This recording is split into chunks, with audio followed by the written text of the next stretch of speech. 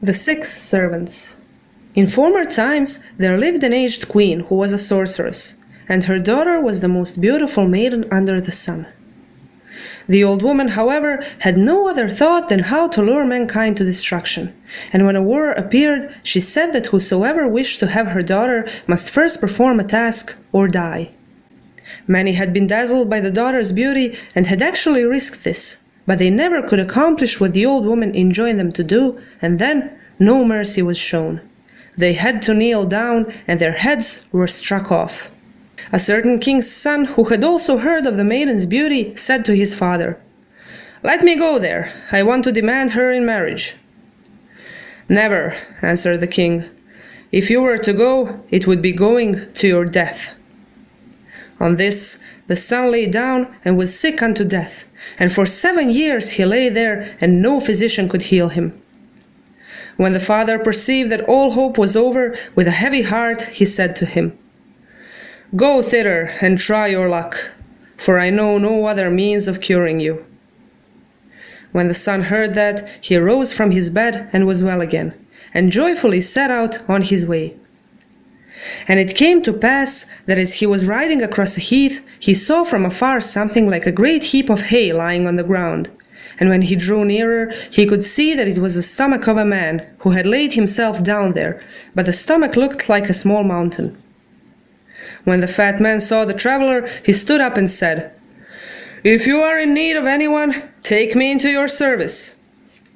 The prince answered, "What can I do with such a great big man?"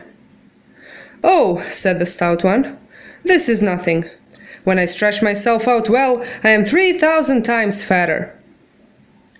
"If that's the case," said the prince, "I can make use of thee. Come with me." So the stout one followed the prince, and after a while they found another man who was lying on the ground with his ear laid to the turf. "What art thou doing there?" asked the king's son. "I am listening," replied the man. "What art thou listening to so attentively?" "I am listening to what is just going on in the world, for nothing escapes my ears. I even hear the grass growing." "Tell me," said the prince, "what thou hearest at the court of the old queen who has the beautiful daughter." Then he answered, "I hear the whizzing of the sword that is striking off a warrior's head." The king's son said, "I can make use of thee. Come with me." They went onwards, and then saw a pair of feet lying, and a part of a pair of legs, but could not see the rest of the body. When they had walked on for a great distance, they came to the body, and at last to the head also. "Why," said the prince, "what a tall rascal thou art!" "Oh," replied the tall one, "that is nothing at all yet. When I really stretch out my limbs, I am 3,000 times as tall, and taller than the highest mountain on earth. I will gladly enter your service, if you will take me." "Come with me," said the prince. "I can make use of thee." They went onwards, and found a man sitting by the road who had bound up his eyes. The prince said to him, "Hast thou weak eyes, that thou canst not look at the light?" "No," replied the man, "but I must not remove the bandage, for whatsoever I look at with my eyes splits to pieces. My glance is so powerful. If you can use that, I shall be glad to serve you." "Come with me," replied the king's son. "I can make use of thee." They journeyed onwards, and found a man who was lying in the hot sunshine, trembling and shivering all over his body, so that not a limb was still. "How canst thou shiver when the sun is shining so warm?" said the king's son. "Alack," replied the man, "I am of quite a different nature. The hotter it is, the colder I am, and the frost pierces through all my bones. And the colder it is, the hotter I am. In the midst of ice I cannot endure the heat, nor in the midst of fire the cold." "Thou art a strange fellow," said the prince, "but if thou wilt enter my service, follow me." They traveled onwards, and saw a man standing who made a long neck and looked about him and could see over all the mountains. "What art thou looking at so eagerly?" said the king's son. The man replied, "I have such sharp eyes that I can see into every forest and field, and hill and valley, all over the world." The prince said, "Come with me if thou wilt, for I am still in want of such a one." And now the king's son and his 6 servants came to the town where the aged queen dwelt. He did not tell her who he was, but said, "If you will give me your beautiful daughter, I will perform any task you set me." The sorceress was delighted to get such a handsome youth as this into her net, and said, "I will set thee 3 tasks, and if thou art able to perform them all, thou shalt be husband and master of my daughter." "What is the first to be?" "Thou shalt fetch me my ring, which I have dropped into the Red Sea." So the king's son went home to his servants and said, "The first task is not easy. A ring is to be got out of the Red Sea. Come, find some way of doing it." Then the man with the sharp sight said, "I will see where it is lying," and looked down into the water and said, "It is sticking there on a pointed stone." The tall one carried them thither and said, "I would soon get it out if I could only see it." "Oh, is that all?" cried the stout one, and lay down and put his mouth to the water, on which all the waves fell into it just as if it had been a whirlpool, and he drank up the whole sea till it was as dry as a meadow. The tall one stooped down a little and brought out the ring with his hand. And the king's son rejoiced when he had the ring, and took it to the old queen. She was astonished, and said, "Yes, it is the right ring. Thou hast safely performed the first task. But now comes the second. Dost thou see the meadow in front of my palace? 300 fat oxen are feeding there, and these must thou eat, skin, hair, bones, horns, and all. And down below in my cellar lie 300 casks of wine, and these thou must drink up as well. And if 1 hair of the oxen or 1 little drop of the wine is left, thy life will be forfeited to me." "May I invite no guests to this repast?" inquired the prince. "No dinner is good without some company." The old woman laughed maliciously and replied, "Thou mayst invite 1, for the sake of companionship, but no more." The king's son went to his servants and said to the stout one, "Thou shalt be my guest today, and shalt eat thy fill." Hereupon the stout one stretched himself out and ate the 300 oxen without leaving 1 single hair, and then he asked if he was to have nothing but his breakfast. He drank the wine straight from the casks without feeling any need of a glass, and he licked the last drop from his fingernails. When the meal was over, the prince went to the old woman and told her that the second task also was performed. She wondered at this and said, "No one has ever done so much before, but 1 task still remains." And she thought to herself, "Thou shalt not escape me, and wilt not keep thy head on thy shoulders." "This night," said she, "I will bring my daughter to thee in thy chamber, and thou shalt put thine arms round her, but when you are sitting there together, beware of falling asleep. When 12 o'clock is striking, I will come, and if she is then no longer in thine arms, thou art lost." The prince thought, "The task is easy. I will most certainly keep my eyes open." Nevertheless, he called his servants, told them what the old woman had said, and remarked, "Who knows what treachery lurks behind this? Foresight is a good thing. Keep watch, and take care that the maiden does not go out of my room again." When the night fell, the old woman came with her daughter and gave her into the prince's arms. And then the tall one wound himself round the 2 in a circle, and the stout one placed himself by the door so that no living creature could enter. There the 2 sat, and the maiden spake never a word, but the moon shone through the window on her face, and the prince could behold her wondrous beauty. He did nothing but gaze at her, and was filled with love and happiness, and his eyes never felt weary. This lasted until 11 o'clock, when the old woman cast such a spell over all of them that they fell asleep, and at the self-same moment the maiden was carried away. Then they all slept soundly until 11:45, when the magic lost its power, and all awoke again. "Oh, misery and misfortune!" cried the prince. "Now I am lost!" The faithful servants also began to lament, but the listener said, "Be quiet, I want to listen." Then he listened for an instant and said, "She is on a rock, 300 leagues from hence, bewailing her fate. Thou alone, tall one, canst help her. If thou wilt stand up, thou wilt be there in a couple of steps." "Yes," answered the tall one, "but the one with the sharp eyes must go with me, that we may destroy the rock." Then the tall one took the one with bandaged eyes on his back, and in the twinkling of an eye they were on the enchanted rock. The tall one immediately took the bandage from the other's eyes, and he did but look around, and the rock shivered into 1,000 pieces. Then the tall one took the maiden in his arms, carried her back in a second, then fetched his companion with the same rapidity, and before it struck 12 they were all sitting as they had sat before, quite merrily and happily. When 12 struck, the aged sorceress came stealing in with a malicious face, which seemed to say, "Now he is mine," for she believed that her daughter was on the rock 300 leagues off. But when she saw her in the prince's arms, she was alarmed, and said, "Here is one who knows more than I do." She dared not make any opposition, and was forced to give him her daughter.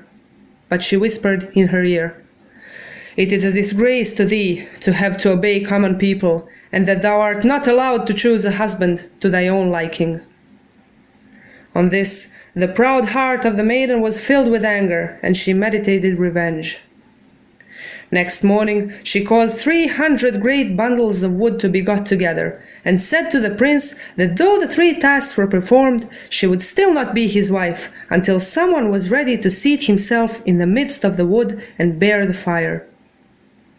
She thought that none of his servants would let themselves be burned for him, and that out of love for her he himself would place himself upon it, and then she would be free. But the servants said, "Every one of us has done something, except the frosty one. He must set to work." And they put him in the middle of the pile and set fire to it. Then the fire began to burn, and burned for 3 days, until all the wood was consumed. And when the flames had burnt out, the frosty one was standing amid the ashes, trembling like an aspen leaf, and saying, "I never felt such a frost during the whole course of my life. If it had lasted much longer, I should have been benumbed." As no other pretext was to be found, the beautiful maiden was now forced to take the unknown youth as a husband. But when they drove away to the church, the old woman said, "I cannot endure the disgrace," and sent her warriors after them with orders to cut down all who opposed them and bring back her daughter. But the listener had sharpened his ears and heard the secret discourse of the old woman. "What shall we do?" said he to the stout one. But he knew what to do, and spat out once or twice behind the carriage some of the sea water which he had drunk, and a great sea arose in which the warriors were caught and drowned. When the sorceress perceived that, she sent her mailed knights. But the listener heard the rattling of their armor, and undid the bandage from one eye of Sharp Eyes, who looked for a while rather fixedly at the enemy's troops, on which they all sprang to pieces like glass. Then the youth and the maiden went on their way undisturbed, and when the 2 had been blessed in church, the 6 servants took leave and said to their master, "Your wishes are now satisfied. You need us no longer. We will go our way and seek our fortunes." Half a league from the palace of the prince's father was a village, near which a swineherd tended his herd, and when they came thither, the prince said to his wife, "Do you know who I really am? I am no prince, but a herder of swine, and the man who is there with that herd is my father. We 2 shall have to set to work also, and help him." Then he alighted with her at the inn, and secretly told the innkeepers to take away her royal apparel during the night. So when she awoke in the morning, she had nothing to put on, and the innkeeper's wife gave her an old gown and a pair of worsted stockings, and at the same time seemed to consider it a great present, and said, "If it were not for the sake of your husband, I should have given you nothing at all." Then the princess believed that he really was a swineherd, and tended the herd with him, and thought to herself, "I have deserved this for my haughtiness and pride." This lasted for a week, and then she could endure it no longer, for she had sores on her feet. And now came a couple of people who asked if she knew who her husband was. "Yes," she answered, "he is a swineherd, and has just gone out with cords and ropes to try to drive a little bargain." But they said, "Just come with us, and we will take you to him." and they took her up to the palace. And when she entered the hall, there stood her husband in kingly raiment. But she did not recognize him until he took her in his arms, kissed her, and said, I suffered much for thee, and now thou too hast had to suffer for me. And then the wedding was celebrated, and he who has told you all this wishes that he too had been present at it.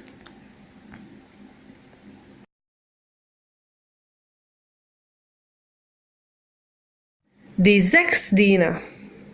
Vor Zeiten lebte eine alte Königin, die war eine Zauberin, und ihre Tochter war das schönste Mädchen unter der Sonne.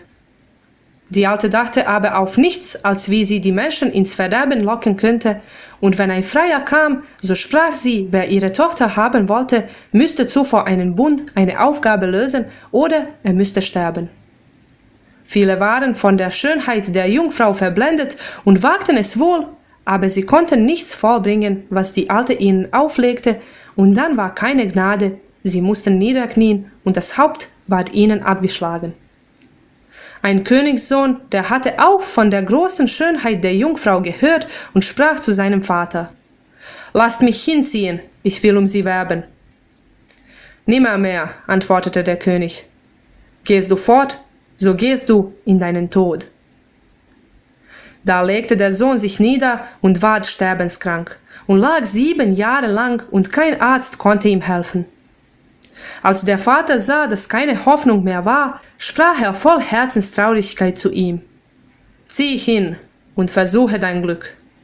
Ich weiß dir sonst nicht zu helfen.« Wie der Sohn das hörte, stand er auf von seinem Lager, ward gesund und machte sich fröhlich auf den Weg.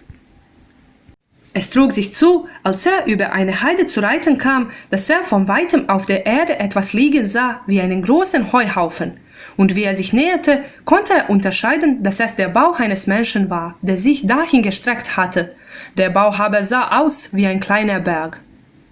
Der Dicke, wie er den Reisenden erblickte, richtete sich in die Höhe und sprach: »Wenn ihr jemand braucht, so nehmt mich in eure Dienste.« Der Königssohn antwortete: »Was soll ich mit einem so ungefügigen Mann anfangen?« »Oh«, sprach der Dicke, »das will nichts sagen.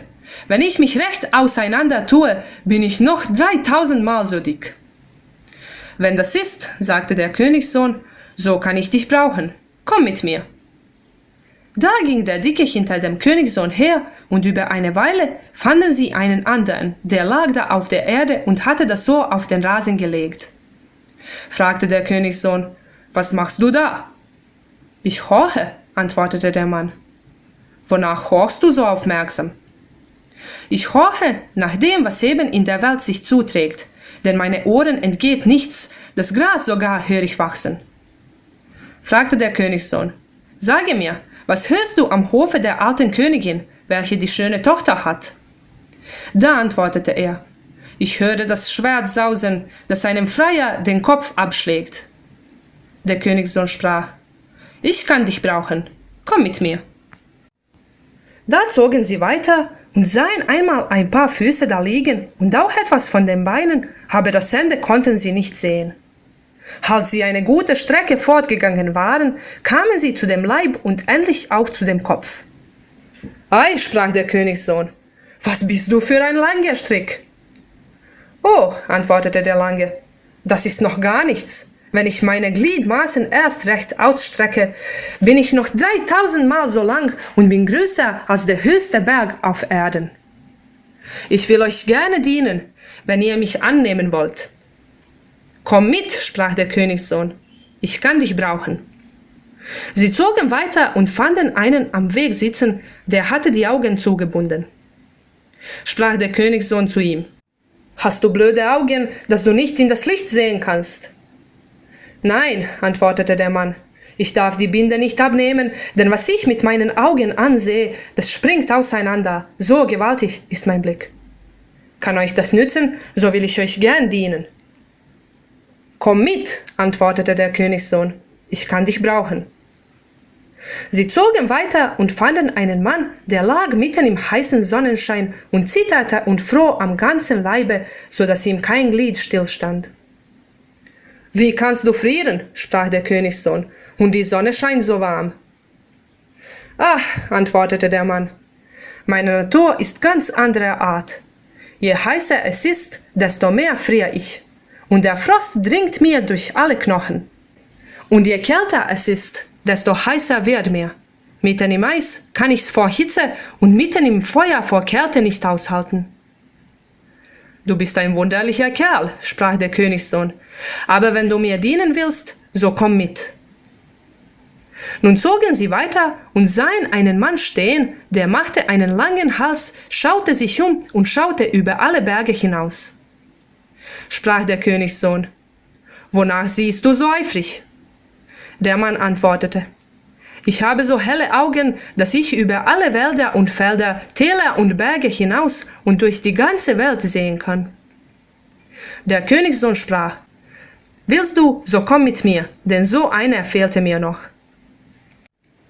Nun zog der Königssohn mit seinen 6 Dienern in die Stadt ein, wo die alte Königin lebte. Er sagte nicht, wer er wäre, aber er sprach, wollt ihr mir eure schöne Tochter geben, so will ich vollbringen, was ihr mir auferlegt. Die Zauberin freute sich, dass ein so schöner Jüngling wieder in ihre Netze fiel und sprach, 3-mal will ich dir einen Bund aufgeben. Lösest du ihn jedes Mal, so sollst du der Herr und Gemahl meiner Tochter werden.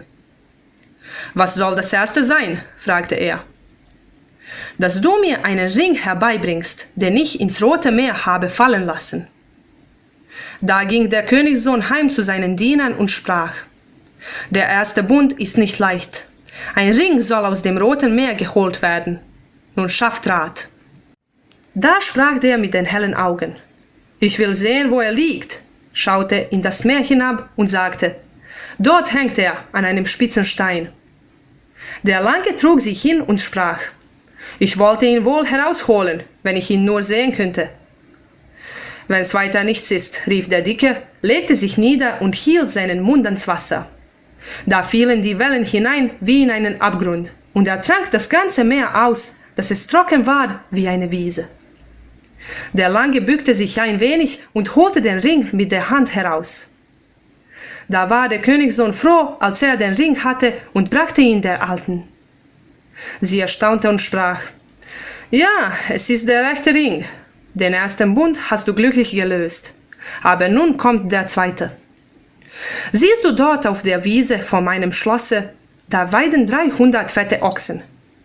Die musst du mit Haut und Haar, Knochen und Hörnern verzehren. Und unter im Keller liegen 300 Fässer Wein. Die musst du dazu austrinken. Und bleibt von den Ochsen ein Haar und von dem Wein ein Tröpfchen übrig, so ist mir dein Leben verfallen. Sprach der Königssohn, darf ich mir keine Gäste dazu laden? Ohne Gesellschaft schmeckt keine Mahlzeit. Die Alte lachte boshaft und antwortete, einen darfst du dir dazu laden, damit du Gesellschaft hast, aber weiter keinen. Da ging der Königssohn zu seinen Dienern und sprach zu dem Dicken, du sollst heute mein Gast sein und dich einmal satt essen. Da tat sich der Dicke voneinander und aß die 300 Ochsen, dass kein Haar übrig blieb, und fragte, ob weiter nichts als das Frühstück da wäre. Den Wein aber trank er gleich aus den Fässern, ohne dass er ein Glas nötig hatte, und trank den letzten Tropfen vom Nagel herunter. Als die Mahlzeit zu Ende war, ging der Königssohn zur Alten und sagte ihr, der zweite Bund wäre gelöst. Sie verwunderte sich und sprach, so weit hat's noch keiner gebracht, aber es ist noch ein Bund übrig. Und dachte, du sollst mir nicht entgehen und wirst deinen Kopf nicht oben behalten. Heute Abend, sprach sie, bringe ich meine Tochter zu dir in deine Kammer, und du sollst sie mit deinem Arm umschlingen. Und wenn ihr da beisammen sitzt, so hüte dich, dass du nicht einschläfst. Ich komme Schlag 12 Uhr, und ist sie dann nicht mehr in deinen Armen, so hast du verloren. Der Königssohn dachte, der Bund ist leicht, ich will wohl meine Augen offen behalten. Doch rief er seine Diener, erzählte ihnen, was die Alte gesagt hatte und sprach, wer weiß, was für eine List dahinter steckt. Vorsicht ist gut, haltet Wache und sorgt, dass die Jungfrau nicht wieder aus meiner Kammer kommt. Als die Nacht einbrach, kam die Alte mit ihrer Tochter und führte sie in die Arme des Königssohns, und dann schlang sich der Lange um sie beide in einen Kreis, und der Dicke stellte sich vor die Türe, also dass keine lebendige Seele herein konnte. Da saßen sie beide, und die Jungfrau sprach kein Wort, aber der Mond schien durchs Fenster auf ihr Angesicht, dass er ihre wunderbare Schönheit sehen konnte. Er tat nichts als sie anschauen, war voll Freude und Liebe, und es kam keine Müdigkeit in seine Augen. Das dauerte bis 11 Uhr. Da warf die Alte einen Zauber über alle, dass sie einschliefen, und in dem Augenblick war auch die Jungfrau entrückt. Nun schliefen sie hart bis 11:45, da war der Zauber kraftlos, und sie erwachten alle wieder. »O Jammer und Unglück«, rief der Königssohn, »nun bin ich verloren.« Die treuen Diener fingen auch an zu klagen, aber der Horcher sprach, »Seid still, ich will horchen.« Da horchte er einen Augenblick, und dann sprach er, »Sie sitzt in einem Felsen 300 Stunden von hier und bejammert ihr Schicksal. Du allein kannst helfen, Langer. Wenn du dich aufrichtest, so bist du mit ein paar Schritten dort.« »Ja«, antwortete der Lange, »aber der mit den scharfen Augen muss mitgehen, damit wir den Felsen wegschaffen.« Da huckte der Lange den mit verbundenen Augen auf, und im Augenblick, wie man eine Hand umwendet, waren sie vor dem verwünschten Felsen.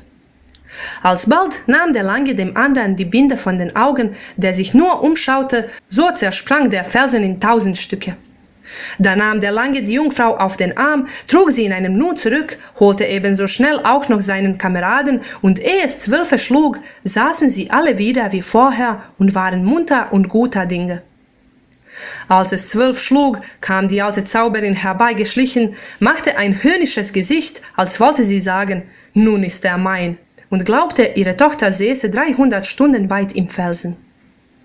Als sie aber ihre Tochter in den Armen des Königssohns erblickte, erschrak sie und sprach, »Da ist einer, der kann mehr als ich.« Aber sie durfte nichts einwenden und musste ihm die Jungfrau zusagen. Da sprach sie ihr ins Ohr, »Schande für dich, dass du gemeinem Volk gehorchen sollst und dir einen Gemahl nicht nach deinem Gefallen wählen darfst.« Da war das stolze Herz der Jungfrau mit Zorn erfüllt und sann auf Rache. Sie ließ am anderen Morgen 300 Malter Holz zusammenfahren und sprach zu dem Königssohn, die 3 Bünde wären gelöst, sie würde nicht eher seine Gemahlin werden, bis einer bereit wäre, sich mitten in das Holz zu setzen und das Feuer auszuhalten.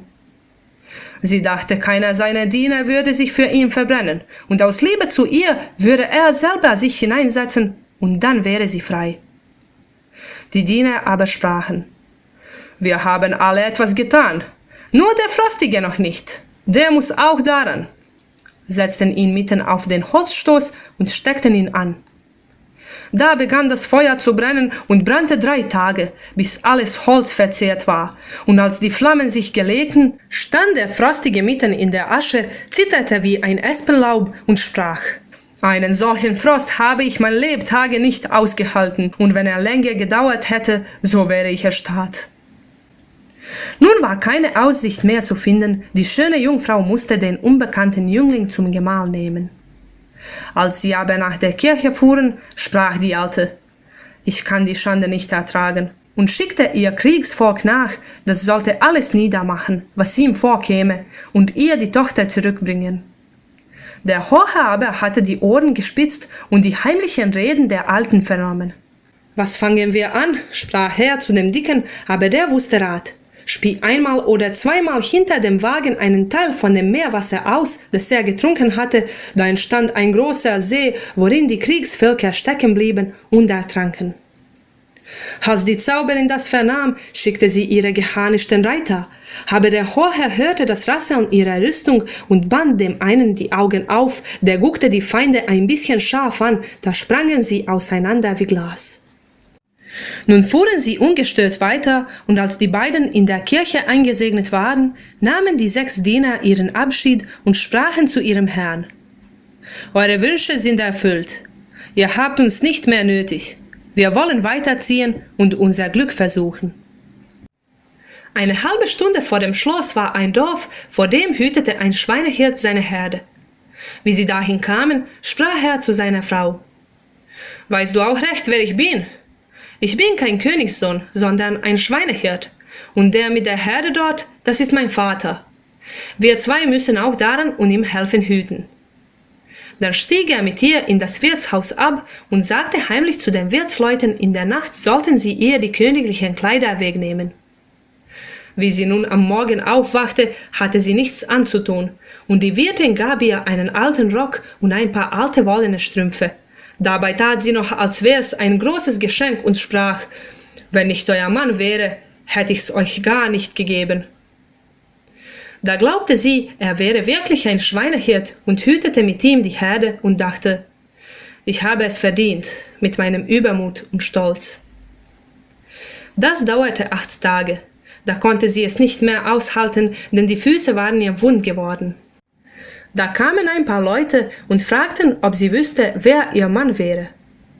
»Ja«, antwortete sie, »er ist ein Schweinehirt und ist eben ausgegangen, mit Bändern und Schnüren einen kleinen Handel zu treiben.« Sie sprachen aber: »Kommt einmal mit, wir wollen euch zu ihm hinführen«, und brachten sie ins Schloss hinauf.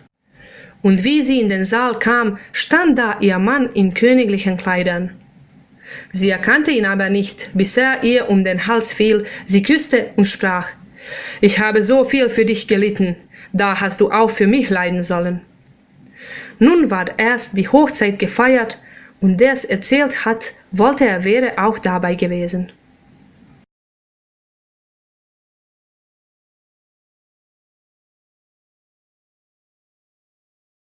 6 slugu. U davna vremena živjela je jedna stara kraljica koja je bila čarobnica, kći joj je bila najlepša devojka pod suncem.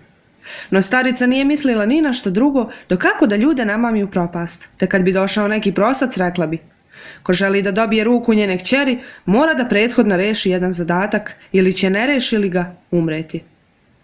Mnogi su bili zaslepljeni devojčinom lepotom, te su se smelo upuštali u poduhvat, ali nisu mogli da izvrše ono što bi starica zadala i tad nije bilo milosti. Morali bi da kleknu i odrubljivali bi im glavu. Neki kraljević, koji je također bio čuo o velikoj devojčinoj lepoti, zamoli jednom svog oca: pustite me da pođem i da je zaprosim. Nipošto, na to će kralj. Ako pođeš tamo, odlaziš u smrt. Sin tad pade u postelju i teško se razbole. Ležao je 7 godina i ni jedan lekar mu nije mogao pomoći. Kad otac vide da više nema nikakve nade, skrhan tugom reče: pođi tamo i okušaj sreću. Inače ne znam kako bih mogao drugčije da ti pomognem. Kad sin to ču, ustade iz postelje, ozdravi i veselo pođe na put. Dogodi se da dok je jahao preko neke pustare, iz daleka ugleda kako se sa zemlje uzdiže nešto poput velikog stoga sena. A kad se približi, lepo razazna da je to trbuh nekog čoveka koji se ispružio po zemlji. Trbuh je izgledao kao neveliko brdo. Kad spazi putnika, debeljko se uspravi i prozbori: ako vam je ko potreban, uzmite mene u službu. Kraljević uzvrati: šta da radim s tako nezgrapnim čovekom? O, na to će debeljko, nije to ništa. Kad se svojski raširim, još 3000 puta sam deblji. Ako je tako, reče kraljević, možda ćeš mi zatrebati. Pođi sa mnom. Tako debeljko pođe za kraljevićem i posle nekog vremena naiđoše na jednog čoveka što je ležao na zemlji oslonivši uvo na travu. Šta tu radiš? Zapita ga kraljević. Slušam, uzvrati čovek. A šta tako pomno slušaš? Slušam ono što se upravo zbiva u svetu. Mojim ušima ne može ništa promaći. Čujem čak i kako trava raste. Reci mi, šta čuješ na dvoru stare kraljice koja ima lepu kćer? Upita kraljević, a ovaj odgovori: čujem kako fijuče mač kojim jednom proscu odrubljuju glavu. Kraljević tad prozbori: možda ćeš mi zatrebati, pođi sa mnom. Pođu oni zatim dalje i uz put spaze na zemlji 2 stopala i nešto od nogu, ali kraja im nigde ne beše. Kad prevališe dobar deo puta, dođoše do trupa, a napokon i do glave. Reče kraljević, ala si ti dugačak. O, na to će Dugajlija, to još nije ništa. Tek kad se valjano isteglim, još 3000 puta sam duži, a viši sam i od najvišeg brda na zemlji. Rado ću vam služiti ako hoćete da me primite. Pođi sa mnom, odvrati kraljević, možda ćeš mi zatrebati. Krenuše dalje i naiđeše na jednog čoveka kako zavezanih očiju sedi kraj puta. Kraljević ga oslovi. Zar su ti oči slabe te ne možeš da gledaš u svetlost? Nisu, odgovori čovek, nego ne smijem da skinem povez jer što očima pogledam to se raspadne, toliko mi je silan i jak pogled. Ako vam to može koristiti, rado ću da stupim u vašu službu. Pođi sa mnom, uzvrati Kraljević, možda ćeš mi zatrebati. Krenuše dalje, pa onda i nađeše jednog čoveka koji je ležao na sunčevoj žegi, a tresao se i drhtao čitavim telom, tako da mu ni jedan delić nije mirovao. Kako to da ti je zima, upita Kraljević, a sunce tako toplo greje? Ah, odgovori čovek, po prirodi mi je telo sasvim drugačije.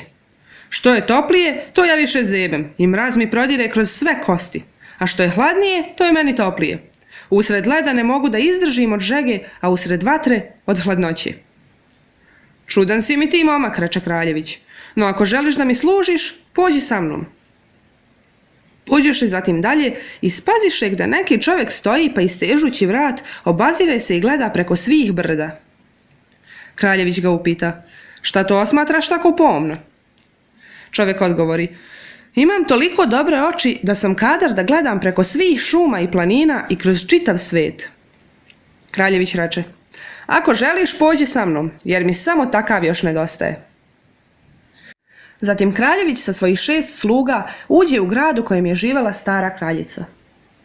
On se prijavi za prosca, ali ne otkri ko je, već samo reče, ako ćete mi dati svoju lepu kćer, izvršit ću ono što mi naložite.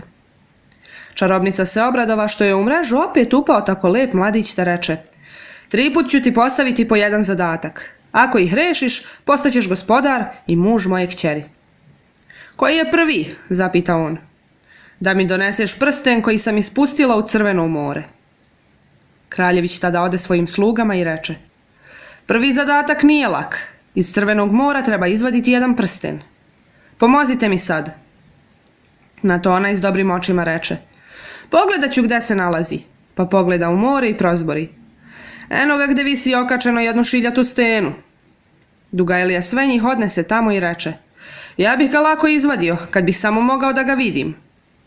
Ako je samo to, onda je lako, poviče Debeljko, pa leže potrbuške i usta prinese vodi.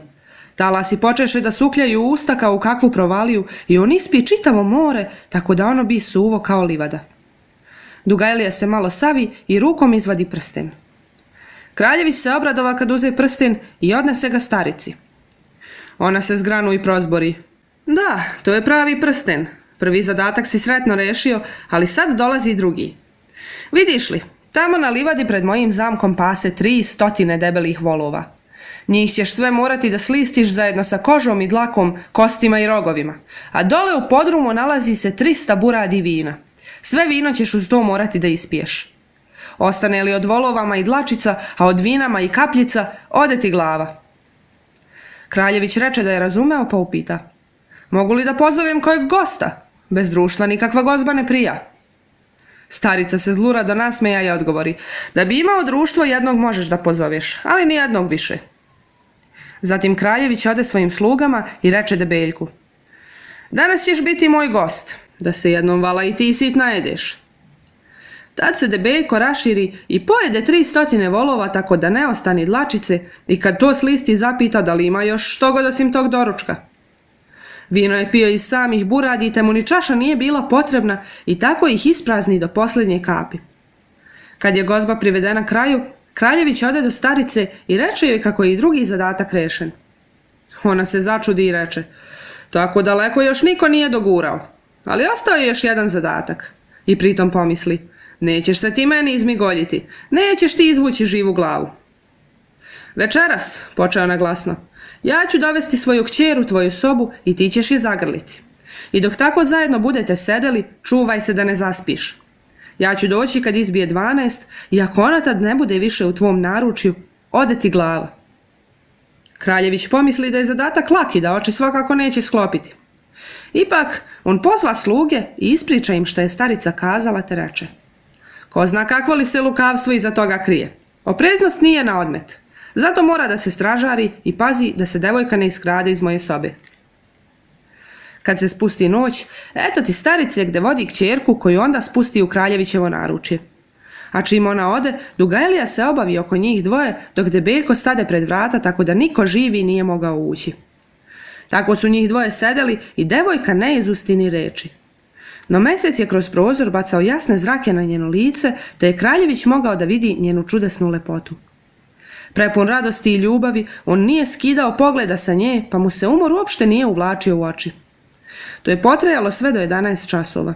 Tad ih starica sve začara, tako da oni zaspaše, a istog časa nestade devojke. Tako su oni, utonuli u dubok san, spavali sve do 11:45, kad prestade moć veštičinih čini i kad se svi probudiše. O tuge li nesreće, poviče kraljević, sad sam izgubljen. I verne sluge stadoše da jadikuju, ali onaj sa dobrim ušima reče, umuknite, hoću da oslušnem. Osluškivao je tako neko vreme, a zatim kaza. Ona sedi u jednoj steni, 300 časova hoda odavde i oplakuje svoju sudbu. Jedino ti, Dugailio, možeš da pomogneš. Ako se uspraviš, treba će ti samo nekoliko koraka do tamo. Dobro, pristade Dugailija, ali sa mnom mora da pođe i onaj sa oštrim očima kako bismo otklonili stenu. Tad Dugailija upreti onog vezanih očiju, pa se za tili čas dok dlanom od dlan nađeše pred začaranom stenom. Čim Dugailija onom drugom skide povez s očiju, ovaj se samo obazre i stena se razlete u paramparčad. Onda Dugailija uze devojku u naručje i za tren oka je odnese natrag. Isto tako brzo odnese i svog drugara i pre no što je izbilo 12, svi su opet sedeli kao ranije, budni i zadovoljni. Kad izbi ponoć, ušunja se stara čarobnica, načini podrugljiv izraz na licu kao da je htela reći sad je moj, jer je mislila da joj kćer sedi u jednoj steni 300 časova hoda odatle. No kad je svoju kćer spazila u kraljevićevom naručju, prepade se i prozbori. Ovo je neko ko može više nego li ja. Međutim, nije smela išta da prigovori, već je morala da mu obeća devojku. Tad ona kćerki šapnu na uvo. Sramota je što se moraš pokoriti prostim ljudima i što po svojoj volji ne smiješ da izabereš muža.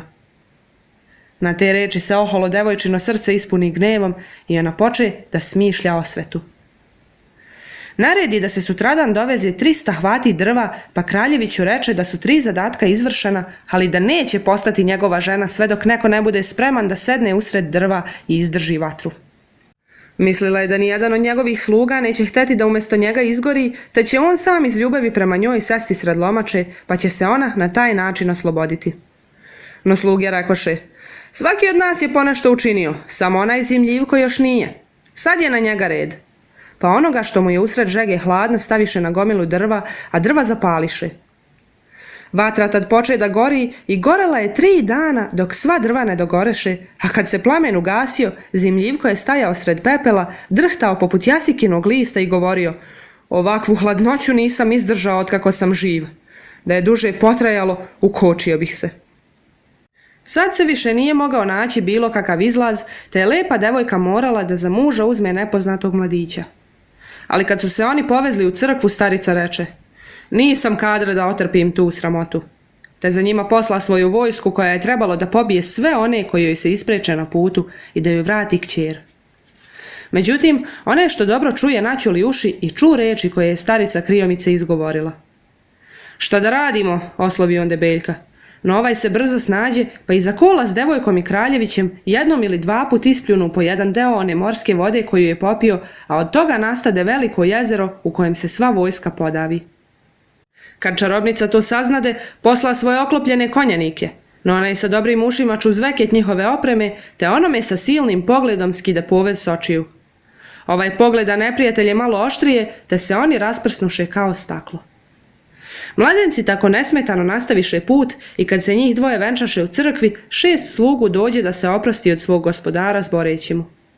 Vaše želje su se ispunile, nismo vam više potrebni. Mi ćemo produžiti put i okušati svoju sreću. Na jedno pola časa hoda ispred zamka nalazilo se neko selo pred kojim je jedan svinjar čuvao svoje krdo.